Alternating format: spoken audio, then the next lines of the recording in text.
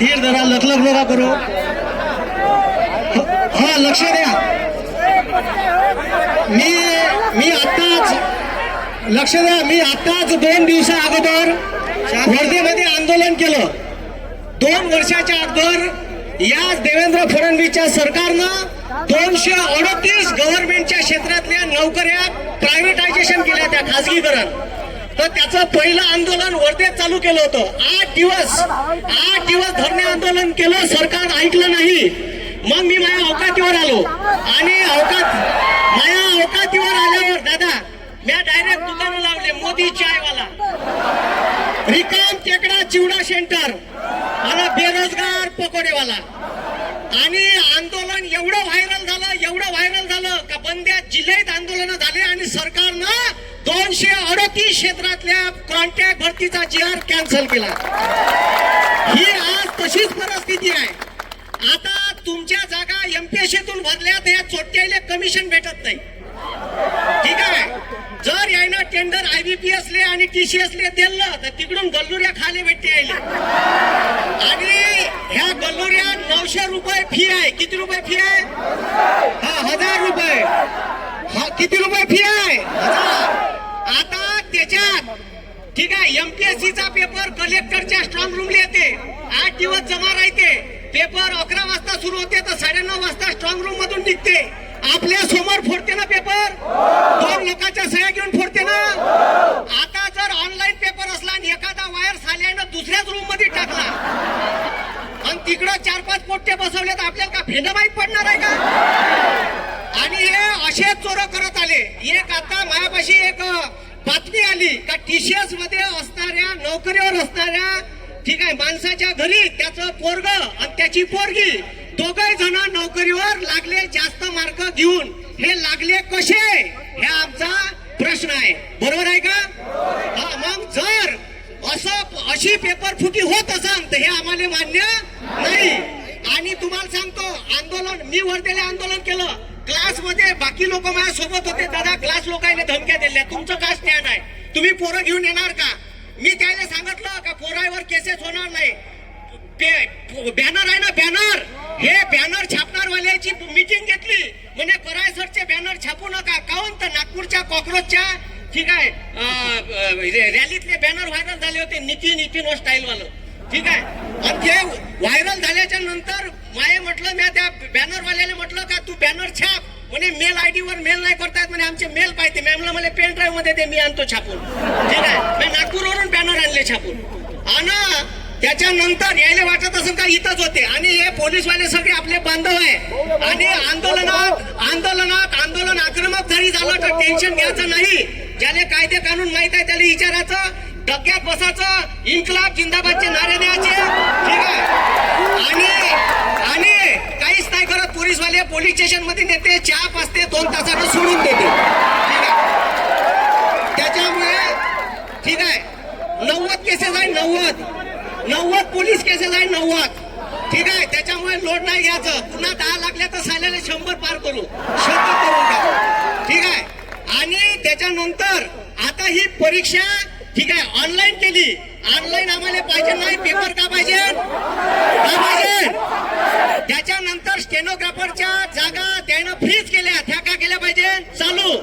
त्याच्यानंतर या चोट्यानं त्या GR मध्ये काय लिहिलं माहित आहे का? मेनच्या परीक्षा तुम्ही द्याल तर मेनच्या परीक्षेसाठी वेगवेगळ्या फॉर्म भरा लागल, वेगवेगळी फी भरा लागल. साल्या का कमिशन घ्यायचा धंदा आहे का MPSC म्हणजे?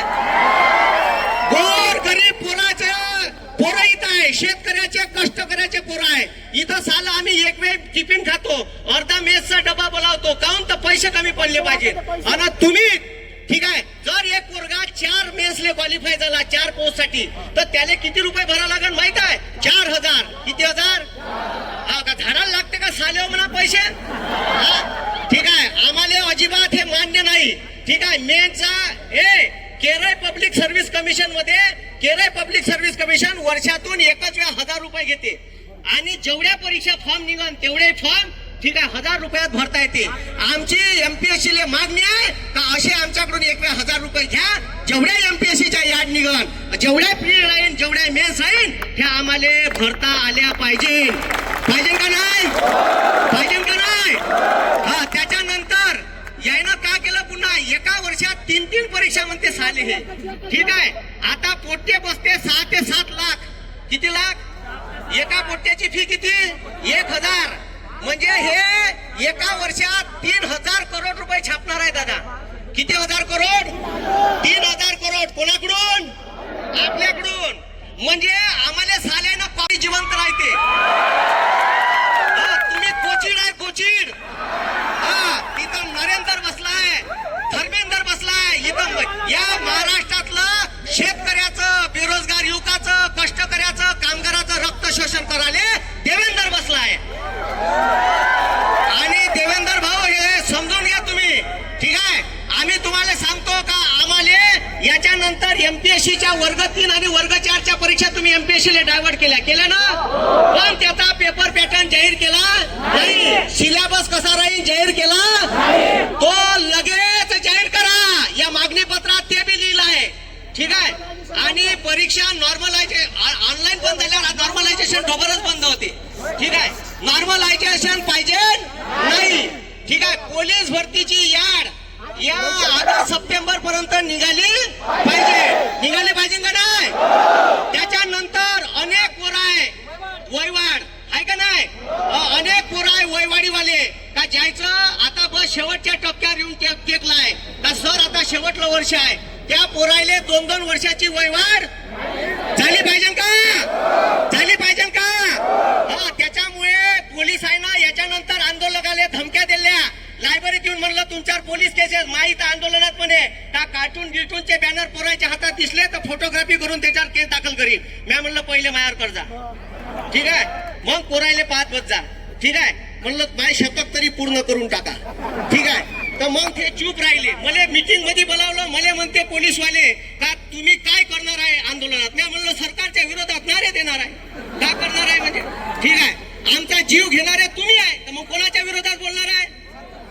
मग म्हणून एवढं लक्षात ठेवा का भगतसिंगाचं सारखं आयुष्य जगता आलं पाहिजे. आपल्यावर अन्याय अत्याचार झाला तर आयुष्य लहान असलं तरी चालते पण महान असलं पाहिजे.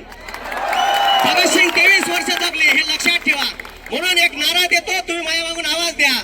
बोला छत्रपती शिवाजी महाराज की. बोला छत्रपती शिवाजी महाराज की. डॉक्टर बाबासाहेब आंबेडकरांचा. डॉक्टर बाबासाहेब आंबेडकरांचा. बोला क्रांती सूर्य बिरसा मुंडांचा. इन्क्लाब. आणि एक बहुजन चळवळीतला पोरगा आहे. ठीक आहे, आणि जबरदस्त आहे गोविंद पोलाड. त्याला सर 2 मिनिट द्या.